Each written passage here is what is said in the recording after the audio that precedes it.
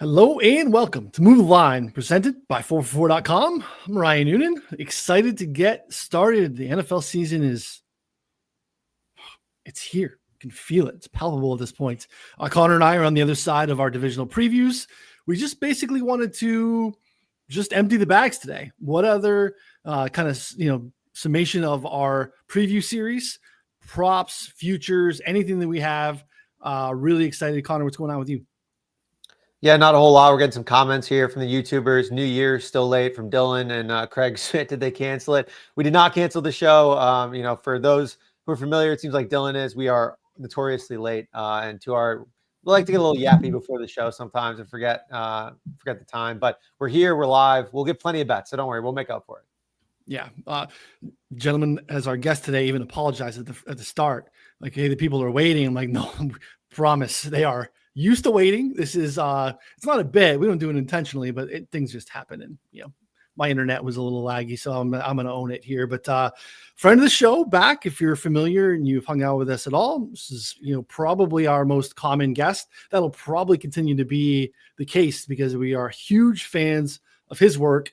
A football analytics show, thepowerrank.com, the 2025 preview series is this gentleman's daily podcast series that's going to get you ready for anything football-wise, grinding college football, the NFL.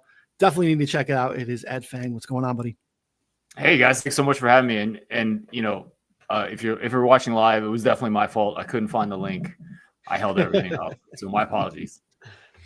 No, I'm going to take this one, Ed. So, but tell everyone what they can get. Because again, Connor and I really stay on our side of the street here on the NFL side. You are definitely dabbling a little bit more on the college side as well, and obviously doing a lot on the NFL side. What can users expect if they are to subscribe and listen to the Football Analytics Show or thepowerrank.com? Right, Ryan. I kind of question my sanity every year trying to do both NFL and college football, but here I am with another year. I mean, at its core, I use like PhD level math to create better numbers for college football in the NFL, and that's how the Power Rank started.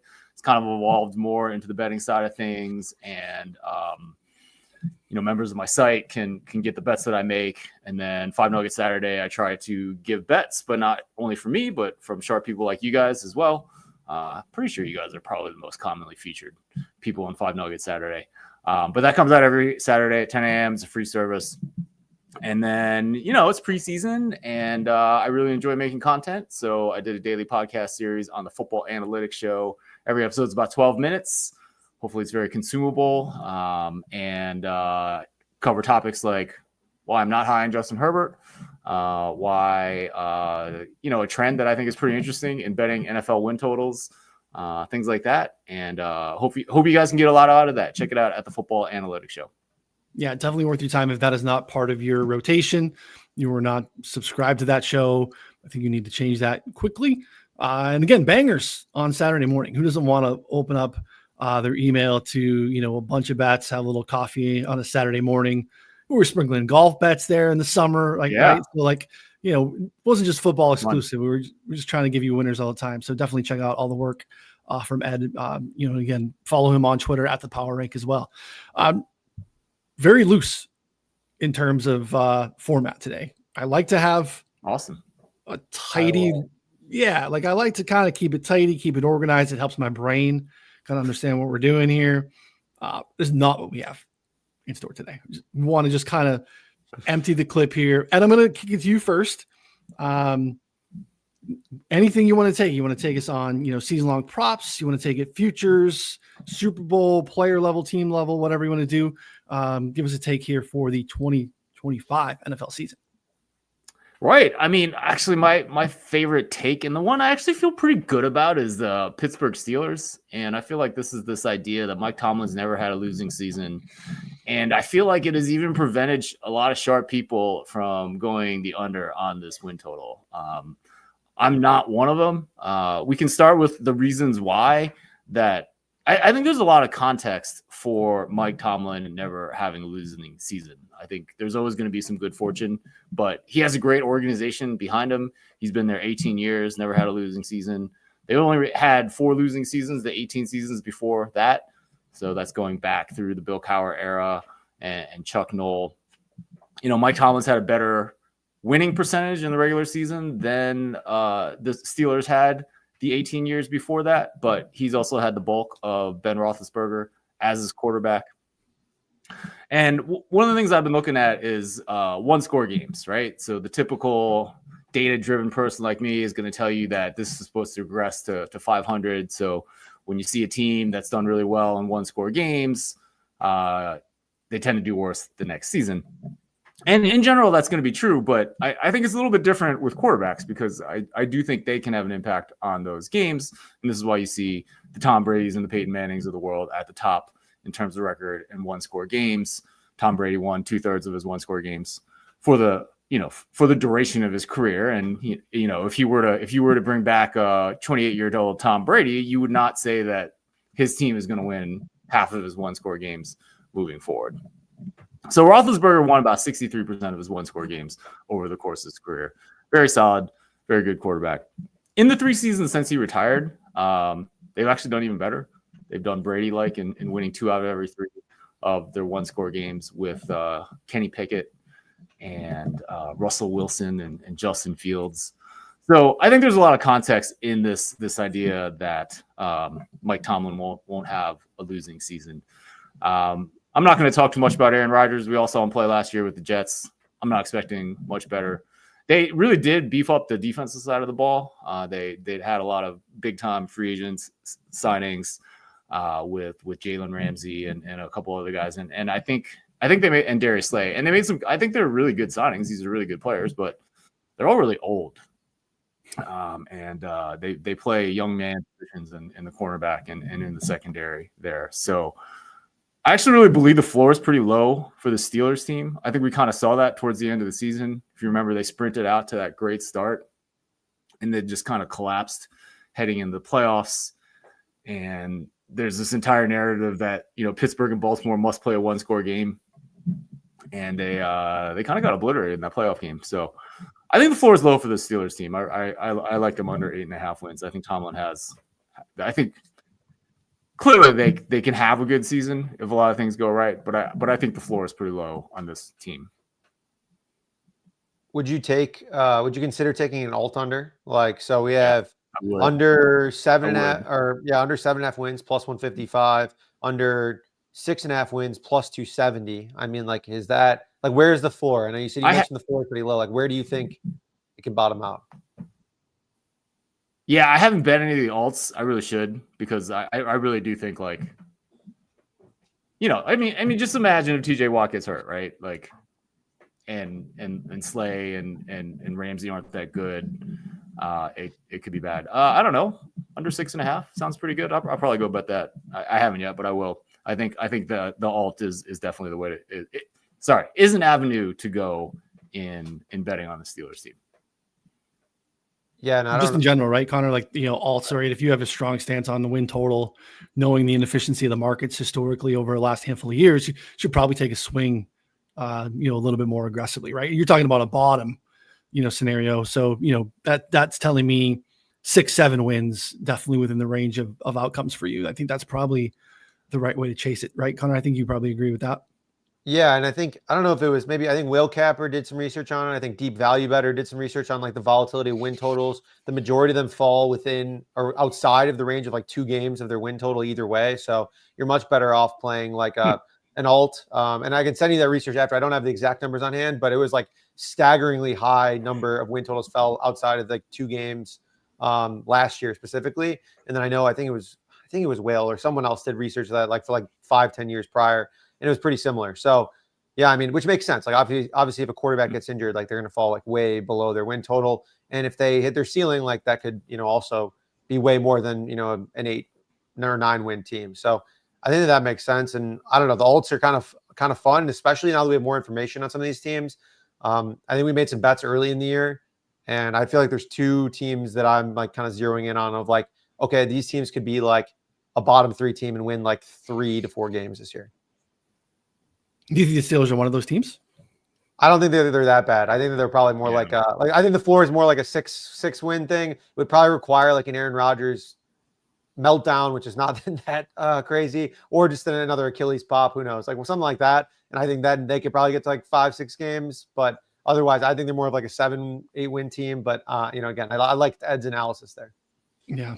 I think there's some insulation built in because I think that defense is actually, I think it could be really good.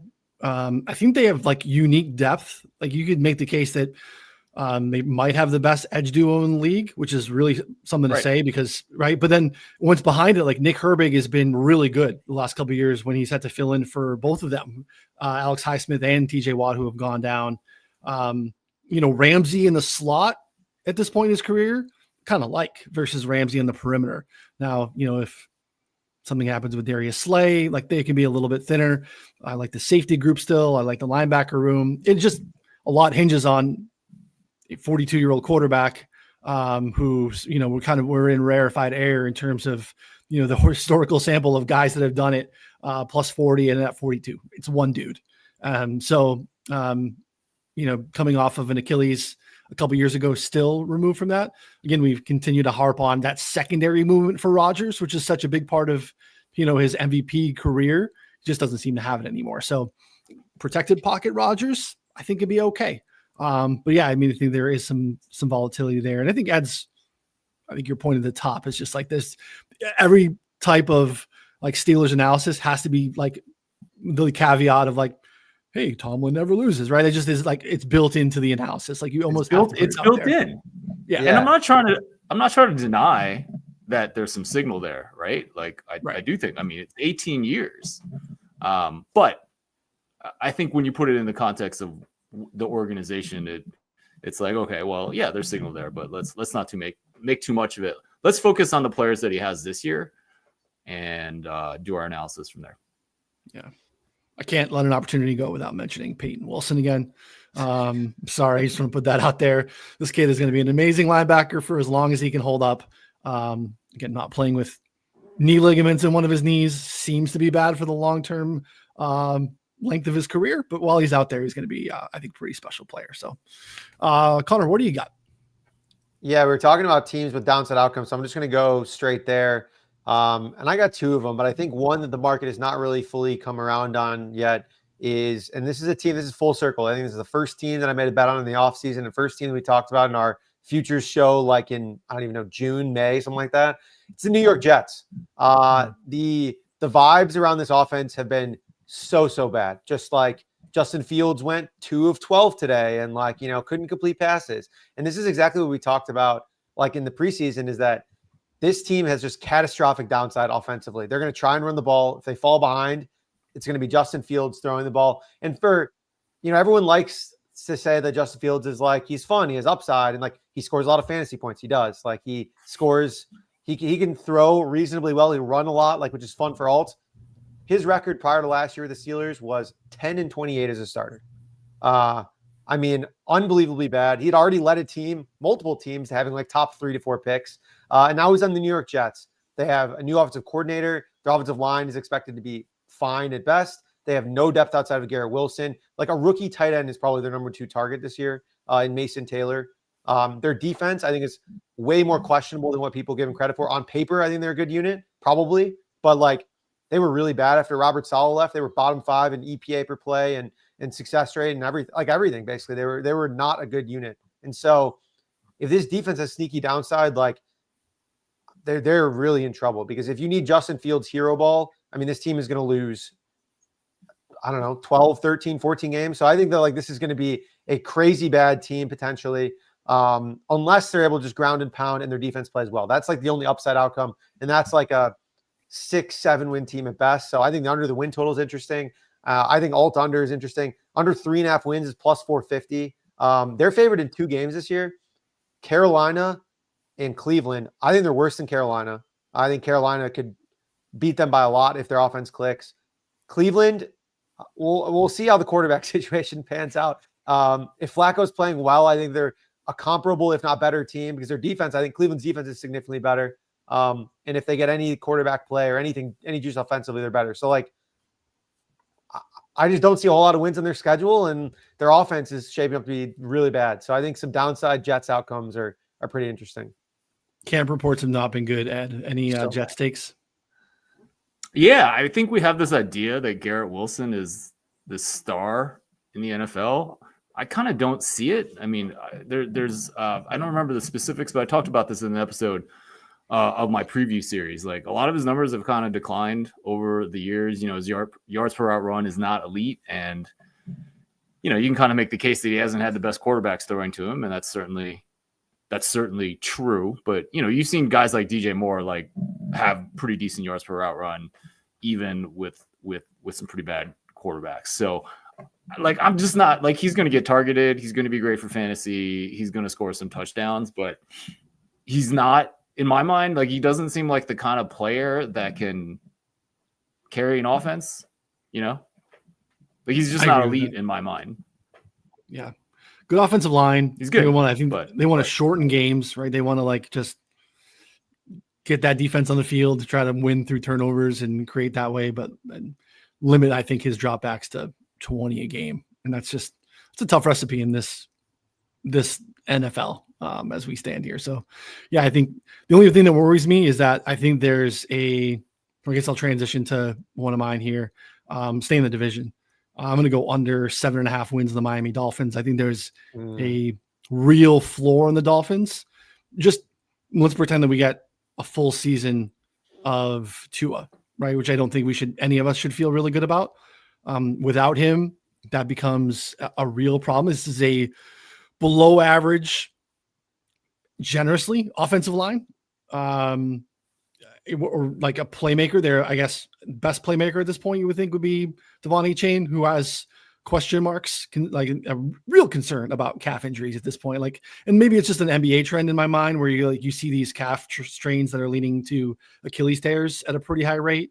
I get a little nervous about calf strains these days and how that could like just be, basically a sign to bigger injuries down the road. Like I'm not saying that Achane's about to blow his ACL, but like feel a lot better about him if he didn't have a calf strain heading into the season, right? Like, and they are really counting on him to be a difference maker. And then we're not even talking about the defense. I mean, this is the worst secondary in the league, by far the worst cornerback room in the league. And again, they have a decent pass rush. They got a lot of bodies up front. They can probably muck up some games that they're not supposed to, almost like the Giants in a way, that because the pass rush is so strong, they can maybe just stay competitive in some spots they're not supposed to. But man, it's just not a bet that I want to make long-term. Is a really fragile quarterback and the worst secondary in the league. So just because there's a situation where maybe those Jets-Dolphins games are without Tua, maybe those are Zach Wilson games, it makes me a little less confident in Miami holding up their end of the bargain there. But I think the downside is there for both of those teams. So kind of agree with Connor on the Jets, but I think the Dolphins could be, a 4 or 5 win football team. I mean, plus 500 on under 4.5 wins, plus 270 on under 5.5 wins. I do agree that downside is massive. We already saw some of the downside too, of like Tua is out and this team is just toast. Like Mike McDaniels has not been able to make anything else work. And I don't think Zach Wilson's the answer, like you said. So, and like there's a whole Tyreek situation. Like, that's a whole nother layer of Antonio Brown adjacent stuff going on there. So yeah, like, Here's the future. It's the Jets win 2 games, 3 games, and the Dolphins also win 3 games, and they have a tiebreaker for the number 1 pick. That's how. I don't know how it'll happen, but it'll happen. Yeah, and you're going to profit off of it immensely. Maybe they'll tie. They'll tie twice. That'll be perfect. Yeah, I do think there's a world in which this Miami offense can be good. Tua stays healthy. Sure, McDaniel figures something out. You do have some talent at the skill position, receivers. I kind of wrote down. I completely agree with you about their defense. I kind of wrote down over team, particularly at the beginning of the season. I mean, I'm not going to just go blindly bet they're over week 1, but definitely something I'm kind of, definitely something I'm looking at for that Miami team. And then I also want to point out that we all gave out an under for a team win total. I went back and looked at somewhat closing NFL win totals. I mean, I have all this data from doing market ratings based on market win totals, and I have data in college and pros for years, so 8 years. And if you just bet the under on every single NFL win total, you'd be up about 10 units, which you're not going to get rich off of that, right? I mean, that's like a unit a year, but it certainly is a trend, even at Sharp Sportsbooks. Like, I mean, the data's from Circa the last couple of seasons. There's some bookmaker from like 2018 to whenever. So, yeah, you're certainly better off betting the under just trends wise. And I don't make too much out of trends, but I think that is something that is worth considering. And obviously, don't just bet every single under because of that. But it's also interesting that it's not. It's also it also works at both extremes. You know, so if you're looking at teams with 10.5 or more wins, or 6. So, but you bet the under on those, and that kind of makes sense, right? You're kind of expecting regression to the mean and NFL salary cap league, but you would kind of think that maybe, you know, the over would be profitable on teams with 6.5 or fewer win totals, but that's actually not the case.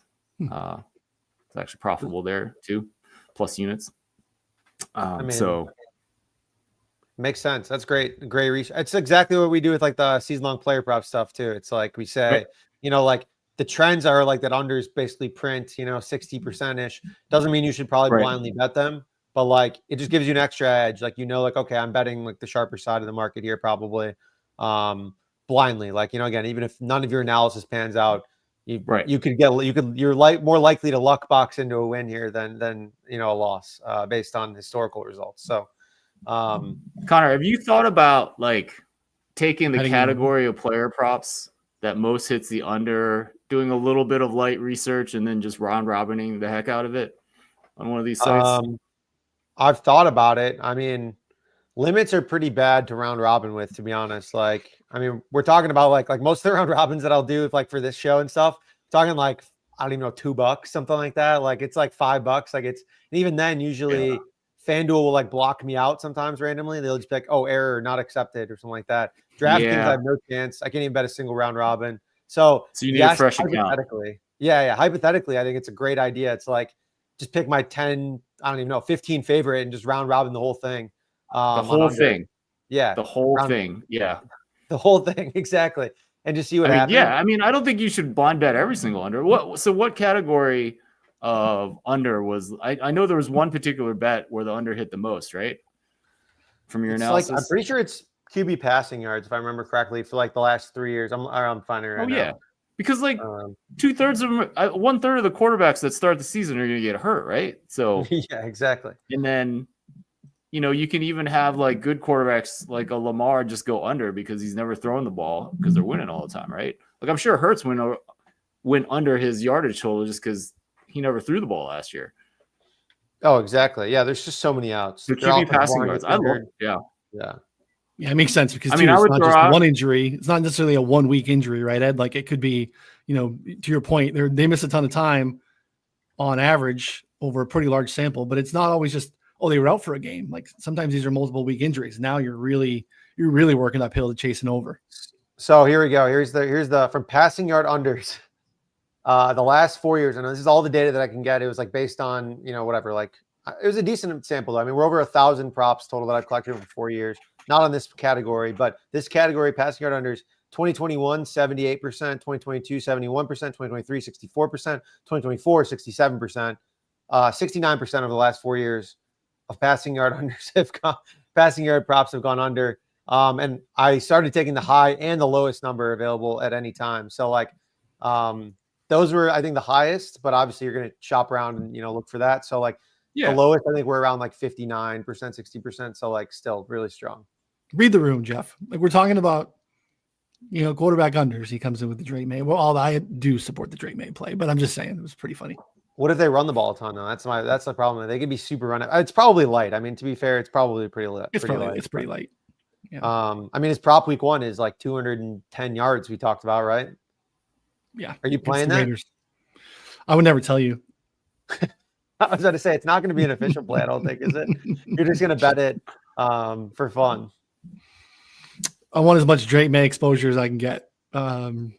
Rushing yards, passing yards. Week 1 at home against the Raiders. I think they play up in pace this year with Josh back as the OC.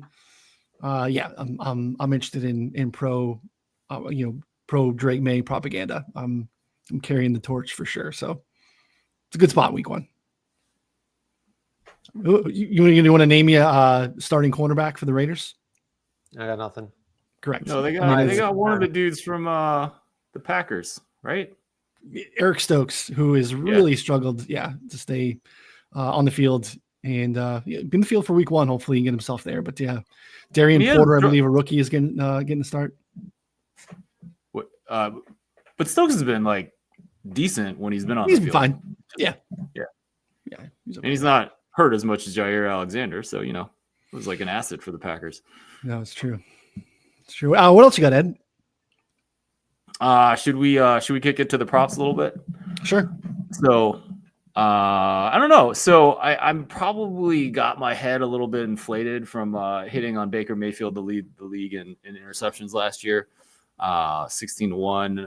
It was in 5 Nugget Saturday. Only paid out 8-1 because he tied Kirk Cousins, but still a nice little win there. Started looking at it a little bit more this year, and Jalen Hurts. We kind of think of if someone does something for 3 seasons, like that's good, right? Like that's a pretty big sample size, and I keep finding these quarterbacks that have had extended luck in terms of their interception numbers. So so some of my work with interceptions is that, interception rate in and of itself is not good at predicting interception rate going forward. I tend to look at a bigger set of plays. So I look at interceptions and passes defended, and these are all the plays in which defense gets a hand on the ball. And so the sum of interceptions and passes defended are essentially all the times that a quarterback puts the ball in a dangerous situation. And so I use that to figure out, interception rate moving forward. And Jalen Hurts is one of these interesting ones that, he's been about NFL average at not putting the ball in dangerous situations, but he's been pretty good at not throwing picks. So he's had an interception rate of 1.7%. And then, his bad ball rate, or the rate at which he puts it in dangerous situations, is 11.6%. So that's pretty close to the NFL average of 12.1. So just to put that in perspective, if you really wanted to sustain something like that, you'd have to be like Tom Brady over his last 4 years. He had about a 1.7% interception rate. He had a bad ball rate of 9%, so significantly lower. And Brady's obviously the best to ever do it. And what the analysis suggests is that Jalen Hurts is about NFL average at throwing interceptions this year. And so if you have a quarterback that's about NFL average to throw interceptions, and you assume that he plays the whole season, he should be roughly about 20-1 to lead the league in interceptions.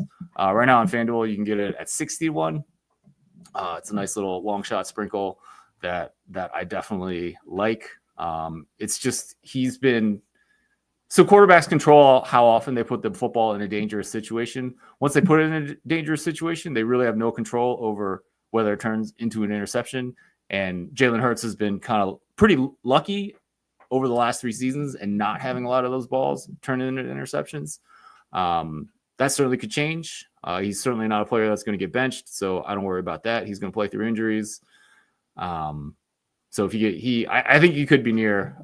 It's a sprinkle that I certainly like for this upcoming season. I like it. I like the way you presented that too. I like the thought process of quarterback controls, basically what they can control, but once it's in a dangerous situation, it's almost like when I think of sacks, right? When I'm betting season-long sacks, it's the same premise, right? The defensive lineman controls how often he beats the guy in front of him. But in terms of his ability to actually convert the sack, or does he run the guy into one of his teammates who just happened to be there? Right. Yeah, so that's definitely a little bit of variance. I like that. Connor, what do you got? Yeah, it's the exact same idea, Ryan, for defensive players. You want to look at pressure rate because the ratio of sacks to pressures is pretty random. What's actually interesting is that that's actually not true for quarterbacks. They actually have some control over that sack to pressure rate, which is for sure super interesting. I mean, quarterbacks control so much, but for the defensive player, the exact same idea here. Yeah, John Macri at PFF does some of their fantasy stuff. Did just some regression reporting and looking at it too. The thing that's least correlated with future sacks was previous year sacks. Like it's, there's so many other indicators that are better at predicting Right. sacks. So, and I'm sure that probably makes sense with picks too. Connor, expanding on Hurts and Ed's take there, and then anything else you want to share? Yeah, I think you probably need a little more volume to get there. But if he gets volume, I think we've talked about it all the time. Is like this Eagles team. Hurts is just he's such a good play from in front quarterback right now, and like that team is so built to play from ahead that if you give him like a little bit more adversity and put him from behind or like just even more closer games, like he didn't throw the ball at all in the second half last year. So like you get him passing a little bit more, and I think he'll be putting the ball even into more dangerous situations. And like I think that's probably what you need is like either that or like, I don't know, maybe a Saquon injury or something like that, and then you're squarely in play. And so I think either of those is very possible. So yeah, 60 to 1 is a pretty fun price. That's a good number. I haven't looked at it, but I'm pretty sure his like pass attempts per game was like at a career low last year, right? Obviously with the dominance of Barkley. I don't think a lot of those things are sustainable. That doesn't mean I'm not saying he definitely gets enough attempts to lead the league in picks, but I definitely think last year was an outlier in terms of his volume of throwing. Sometimes when I look at that market in my head, that guy also has a risk of being benched. And I don't think that's the situation here either, right? So I think that's another kind of feather in his cap on the play. Yeah, I think. For sure. Yeah. Yeah, I mean, I feel like, if you were looking at this last year, Will Levis would have been your best bet to lead the league in interceptions, except you had one big problem. He's probably getting benched, right? Yeah. So, but yeah, no, exactly the type of analysis that's needed. Yep. No, 100%. Jeff asked a good question here. He said, who's going to be our next negative correlation god the way Jameson was for us? I don't think Jameson is that guy anymore. Maybe Darius Slayton. And that could be a fun one with Russell Wilson moonballs, like an under 2.5 receptions, 60 yards, something like that. Like that could be a real fun one there because he's probably going to see, 3-4 targets the whole game, and they're probably going to be 30 to 40 yards downfield. So I'm excited about that one potentially. Nothing else too much comes to mind. Maybe some of the rookies that are like still kind of rotating in. Maybe like a Trey Harris, maybe Jaden Higgins, something like that, where maybe the books kind of overinflate some of their receiving props, but they're only going to be running like 10, 15 routes a game probably to start. So that's where my mind goes. So I don't know, Newton or Ed, if you have any other like ones off the top there. Go ahead, Ed. Yeah, I mean, I think Ryan and I talked about this, like Alec Pierce. Maybe not with Daniel Jones throwing to him, but when Anthony Richardson inevitably gets on the field this year, can't wait. I don't know. I mean, I think he will get on the field this year. Like I do too, for sure. And then, is he going to be chucking it deep like he was last year? I mean, maybe that's getting coached out of him, which is not unreasonable. But Alec Pierce is kind of the air yards that he commands, and then not a ton of targets, and then just a lot of like I looked at some measures of explosiveness, and he was pretty high on that. Yeah, Rashad Bateman jumps to mind too. I love the Slayton call, but Bateman's the same, right? Same premise. Kind of a low volume wide receiver 2 is going to be on the field a decent amount, but not going to command a huge target share. And then there's some, after the catch abilities here and just a higher than average ADOT. So those are, a couple of, I love the Slayton call. I love the Slayton call for sure. So yeah, love it. How much do you think DeAndre Hopkins plays? Like, I think that could maybe even further like help Bateman, because Hopkins probably not going to catch the ball too far downfield. It's like maybe 15 yards and in probably. So he's our under correlated play, right? He's the, over 2.5 catches, under 26.5 yards or whatever it is. Like, right. You can't ceiling those, unfortunately, which, limits the price. It's more fun to take the, the JMO side of it where you can, ramp up the yards, but those are also fun to cash. Yeah, for sure. I think you have a Slayton prop, right? I don't know. I'll let you go since I already talked about it. Well, Caesars is the only book that has it. I sent out a few plays this morning for 4for4 subscribers that I couldn't make official, not because I didn't want to stand behind them strongly, but just because there were limited outs. No one. I've been waiting for a month. We did a preview show with Pat Mayo, about a month ago, and I wanted to talk about that one on the Mayo show, but then was waiting for a FanDuel or someone else to get in. But Caesars has Slayton at 500.5 receiving yards for the season. which he has topped in 5 of his 6 career seasons. Just signed a 3-year deal and fits the moonball archetype that fits with Russ. And I think we've seen, some encouraging stuff in the preseason from Jackson Dart. He's not the first rookie that's popped a little bit in the preseason. But at the same time, I feel at least like he's going to be aggressive when he gets in there. I feel like it's a team that's going to be in, some negative game scripts that's going to have to create some explosive big plays. So, Slayton, again, I expect him to be out there a ton. 500 is a really low bar for him. Again, I think he's topped 720 in 4 of the 6 years. So it's just not a really high rate for him to get there. And again, only on Caesars, but over 500.5 receiving yards, I think is a good look for him if you can get down there. Yeah, it's a Are we fun one. I allowed like to- that. Sorry, go for it. Wait, are you allowed to like an over, Connor? Is that allowed He on will- the show? I Here's figured what's you'd be happening. He will like them. He'll give me a stamp of approval. He's never going to actually bet it with his own money, and I'll accept that. That's progress, and that's fair. It's okay. I don't need him to I don't need him to stake it. Sometimes I like to throw him out there, take his temperature on him, and if I get a stamp of approval, it means he likes it a little bit. It's also mostly like just making sure that I'm not betting the under, and it's like one of my crazy unders that there's just like some small like thing that I'm like, oh, someone told me that this guy has like tweaked his left calf in practice yesterday, and like, oh, he can't play anymore. Actually, it's just total dust. So yeah, no, it's like I don't really bet that many season long overs. I think I have 0 in the bet slip actually right now. Outside of, I did take some alts, and that's I think a good transition. I got some alt overs. I think those are possible if you're going to play it. Chase Brown, 1250 rushing yards, I think is a really interesting one. That's like, I mean, he's going to see all the work. They cut Zach Moss. Taj Brooks is basically had no work with the team. Like, I think he's going to play a ton. The only risk is that he might suck or he'd be inefficient. Like, I don't think he really is all that good, to be honest, but he's going to see a lot of work on the best or one of the most high scoring offenses in the NFL. So, I mean, he's going to have a ton of yards. I would not be surprised if he approaches like, I don't know, 1,700, 1,600 all-purpose yards, probably something like that. So I think that's very much in the range of outcomes for Chase Brown this season. Also, he was a workhorse at Illinois, 318 carries his final season. So everyone kind of projected him as like scat back in the NFL, and that's just not true. Like he's built, built thick. He can handle it. So 1,250 rushing yards, I think is pretty interesting. And then another alt that I think I talk about in every show I go on, and I'm just going to keep betting it, and the price is going to keep going down. Dak Prescott, 4,500 plus passing yards. I just can't get enough. It's down to plus 350. We got in at like 6-1, I think. But I still like it. Like, I think I bet Dak to lead the league in passing. Dak 4,500 plus passing yards. And when you add George Pickens, when you still have CeeDee Lamb, Jake Ferguson's healthy, and you have your running back room consists of a hurt Miles Sanders, Javonte Williams, and then a hurt Jaden Blue. Like, you're not going to be able to run the ball. You're going to be throwing the ball 35 plus times a game, and you're throwing to two of the best receivers in the NFL. Like, I mean, they're 2 top 15-ish receivers probably at this point, maybe even better. So I think his ceiling is just like insane levels.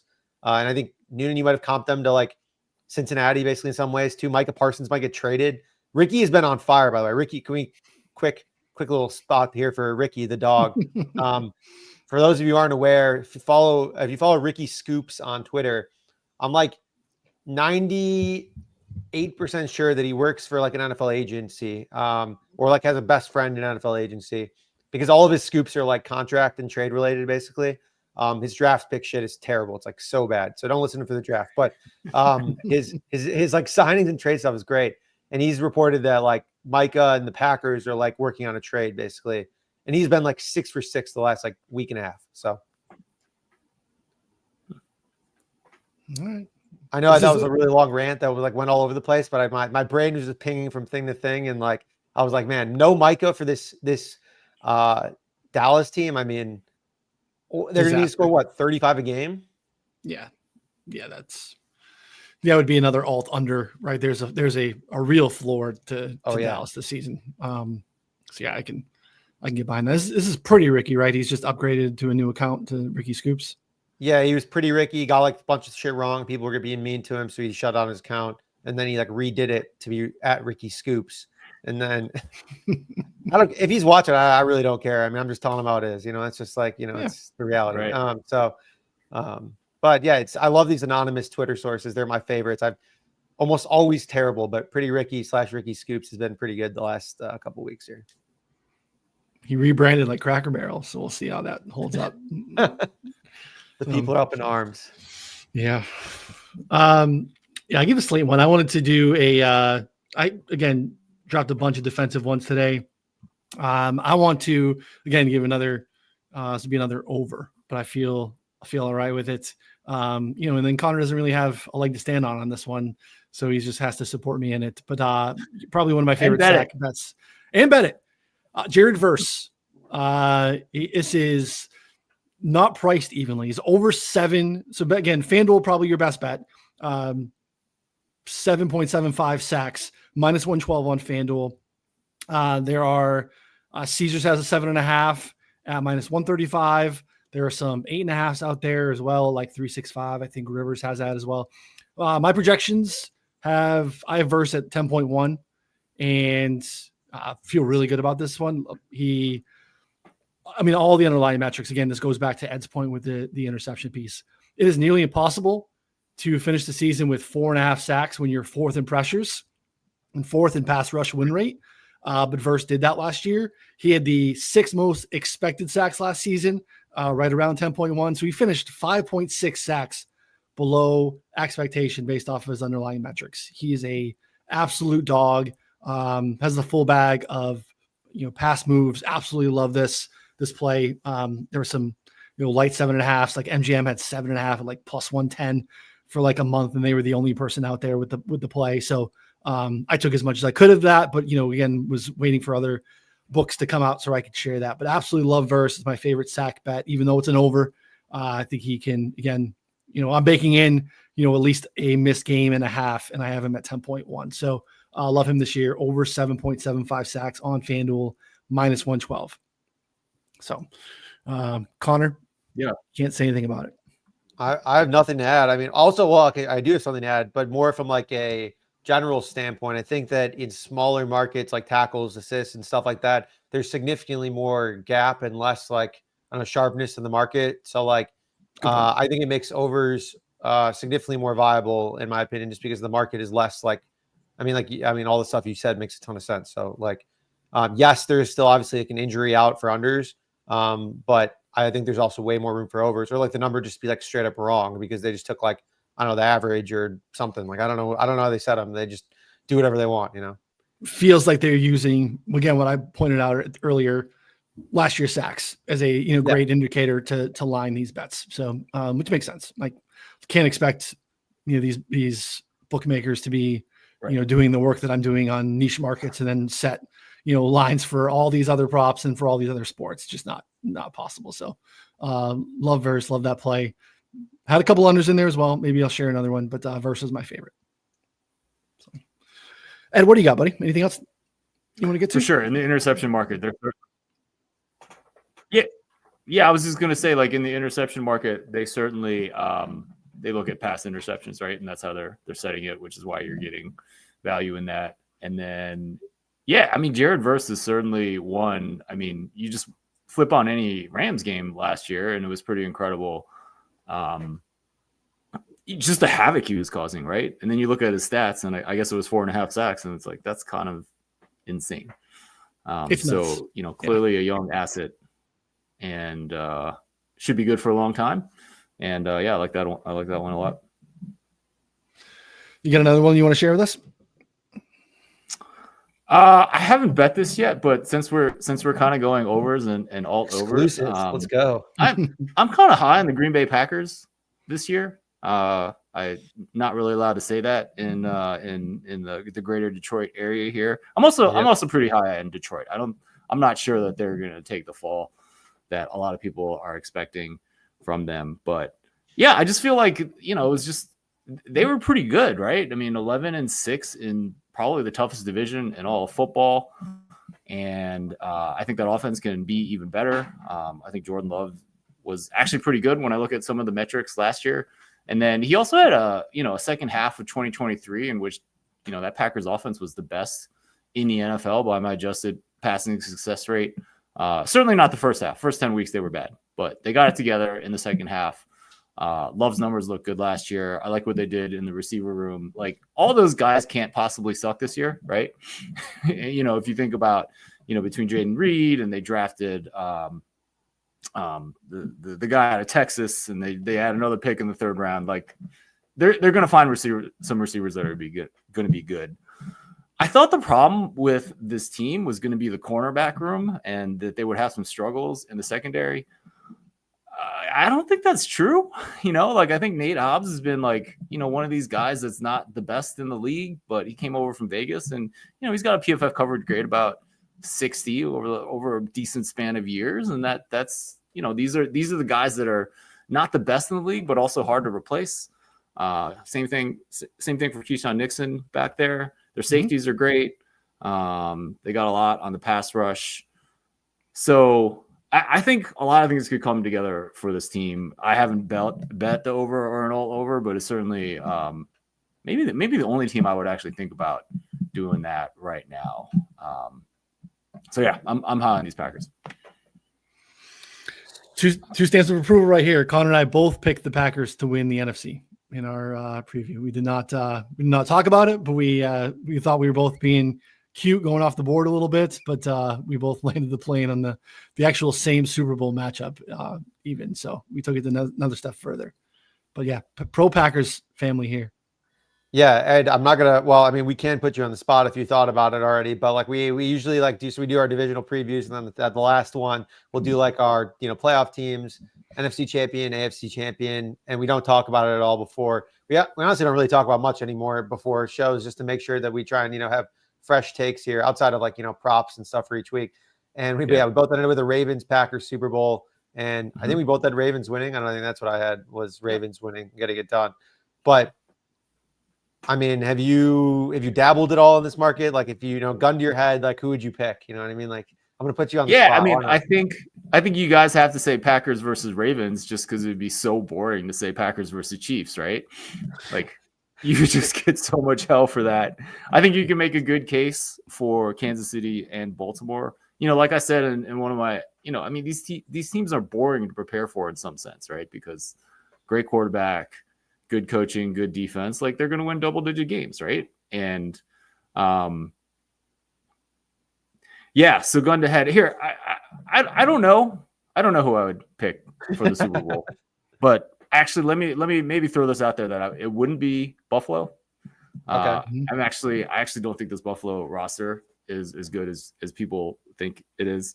Allen's great. Not doubting that at all, but I don't really like his receiver room. I think he kind of needs a breakout year from Keon Coleman, and some of the passing metrics weren't great last year. So I'm interested to see how that works out. I think the offense can still be good because they've been really good at running the ball over the last couple years.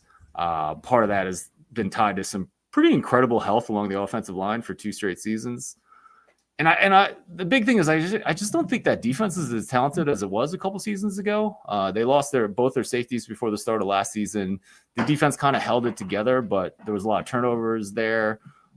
Christian Benford is an incredible cornerback and one of the league's best last year, and Taron Johnson's fine, but I just don't think they're really strong in the secondary. So I wouldn't put Buffalo as my Super Bowl play. Agree with that. Yeah, I don't have any problems with the defense, but I think they're thin. I'll say that. The Jordan Poyer signing today doesn't move the needle. He's in the practice squad. It's going to be Cole Bishop and Taylor Rapp in the back end, and we'll see what happens. They need Greg Rousseau to have a great year. I think he has a great year.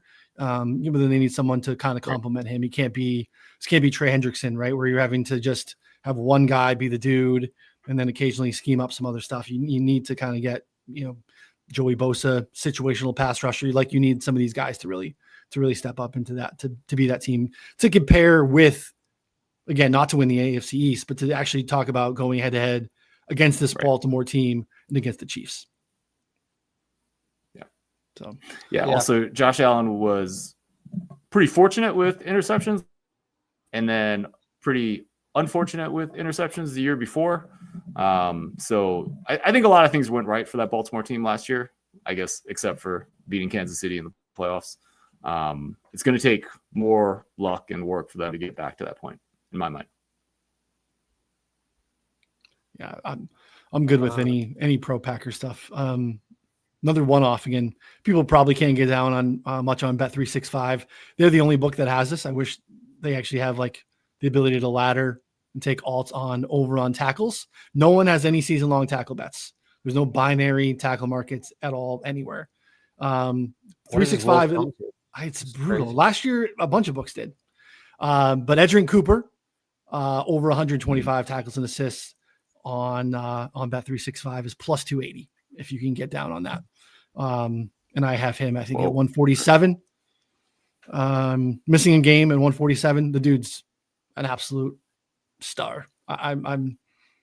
He's unbelievable. So comfortable with that. If you can get down at almost 3-1, it's by far the best bet on the board in that market. So very pro Packers, all three levels defensively.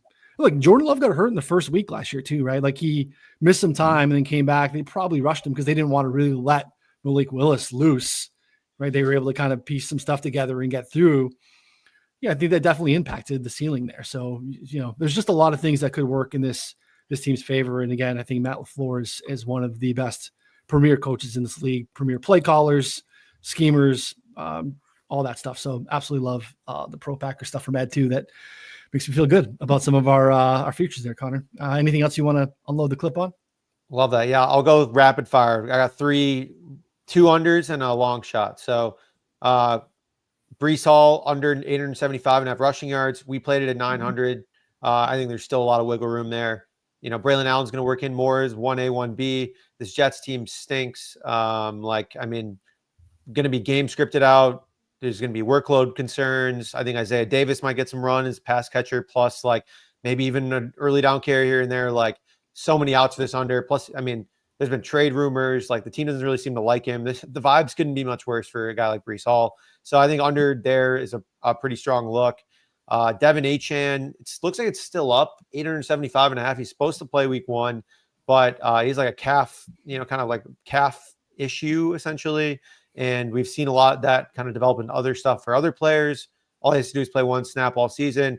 Dolphins offensive line is awful. As Noonan mentioned, the floor on this team is really low. I think Jalen Wright, when he's healthy, is probably going to play a role. If not, Ollie Gordon is probably going to play a sizable role on early downs too, and kind of be in between the tackles kind of guy, and just probably get some more carries. So I think there's a lot of different outs for Achane under.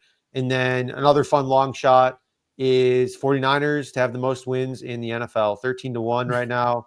I don't think the 49ers are the best team. I don't even know if they're a top 5 team, but their schedule is so easy, and they're significantly better than almost every single team they play. They are favored in 15 of 17 games this year. Their 2 games that they're underdogs at are 1.5 point underdogs against the Rams and Tampa Bay. 2 very winnable games as well.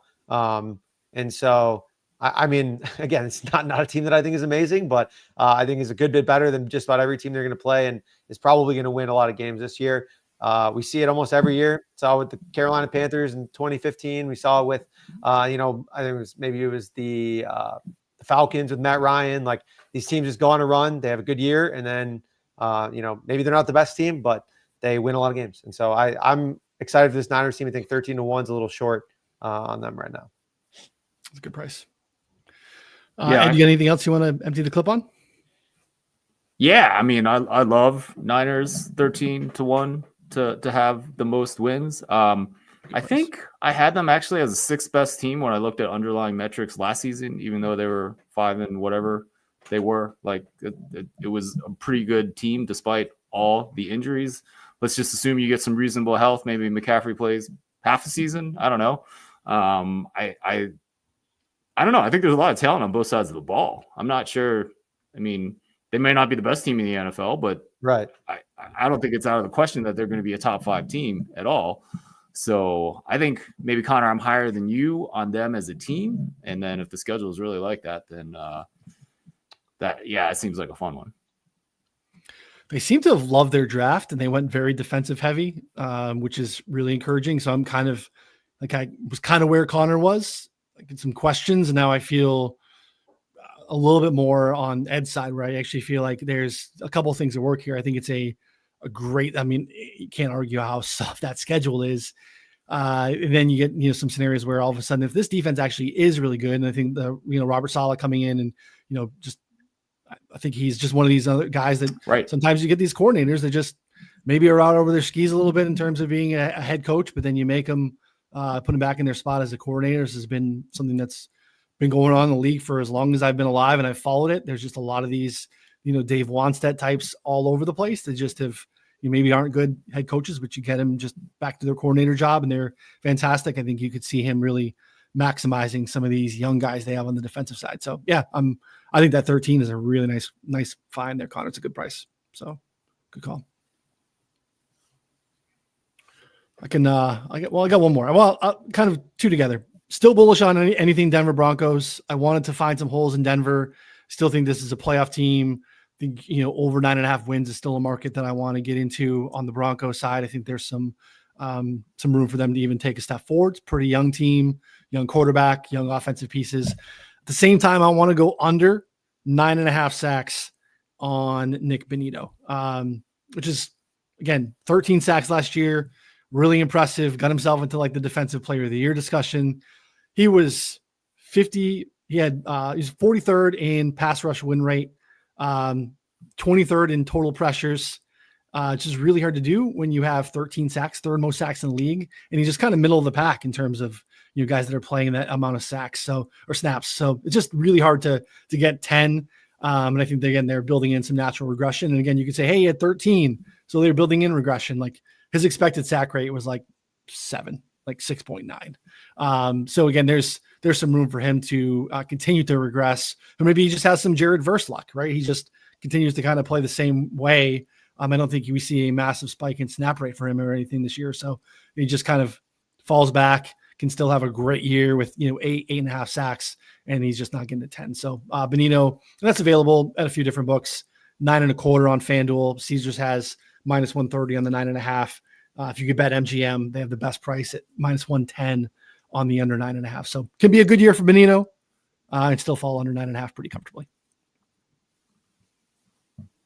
Probably like that one a little bit better, Connor.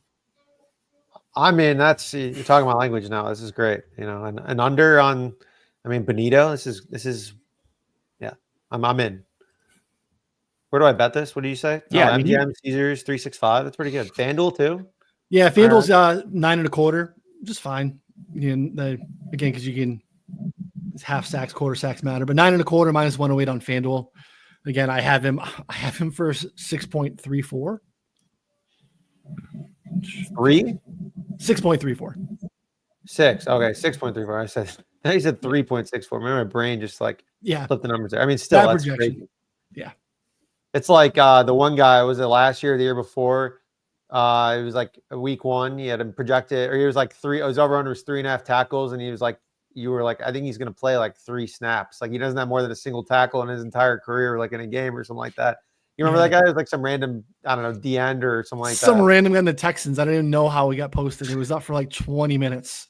And I saw it posted first before I even ran my script. And I'm like, I don't even know if I have this guy built into my projections. And then I looked at him like he's played like 3 snaps in the last 4 weeks. There's no injury. And it's one of the best parts of like early in the season, right? Like they posted ESPN Bet posted Christian McCaffrey's receiving yard prop at 12.5 yesterday for like 25 minutes. Shout out Jake Lodenberg. He's our NFL analyst, youth prodigy. I don't know, behind in our Slack, telling us about all these things. And Sleeper still had it up. I dropped in our Discord, CMC, and then they had Trey Harris still up at like 30 receiving yards. I don't even know if Trey Harris is like how many snaps is he going to play? He's like 4th or 5th on the depth chart. So yeah. So I don't know. There's a lot of edges early in the season. Yeah. Yep. It's going to be on your toes. Yep.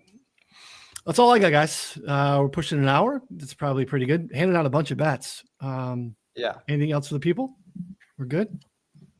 All right. I'm out. Ed, I got nothing. You got nothing. Ed, tell everyone remind them, we touched on at the top where they can find all of your stuff. Yeah. Well, first of all, thank you guys for kind of writing 5 Nuggets Saturday for me during the show. Appreciate that.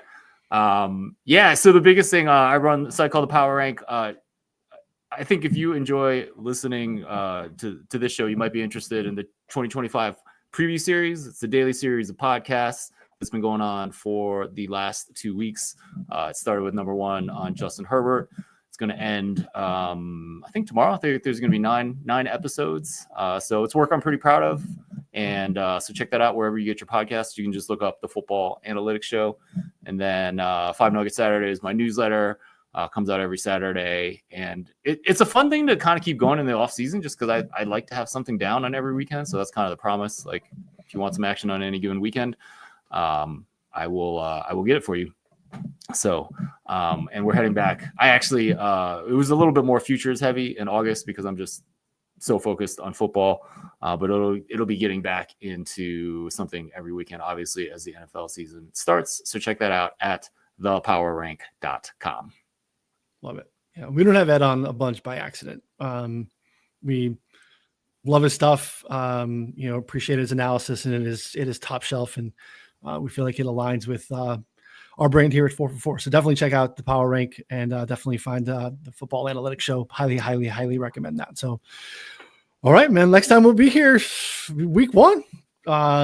Really excited about it. We'll have some schedule announcements. Prop Drop will be back with High Slop on Fridays. Connor and I will be earlier in the week. We'll probably looking at Tuesday record for Move the Line, get a little bit earlier, maybe some, before the market matures a little bit, maybe the ability to get down in some early action on sides and total stuff. We'll have some more information on that next week. So appreciate everyone hanging out. Again, Move the Line wherever you listen to the podcast.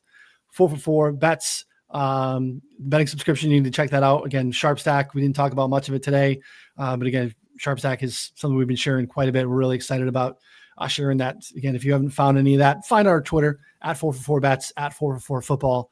It's our new top-down, our suite of tools, including our top-down EV betting tool, which we are stoked to share, and absolutely that fills my heart. Now we finally have football in there. We've been talking about it for like 3 months. I can't wait to see football start popping in this thing, and here we are. So odd screens for college props, NFL props, all the stuff you want, it's all in there. So we'll have more information on that as the season goes along. So for Connor and Ed, I'm Ryan. See y'all next time. Thanks, everybody.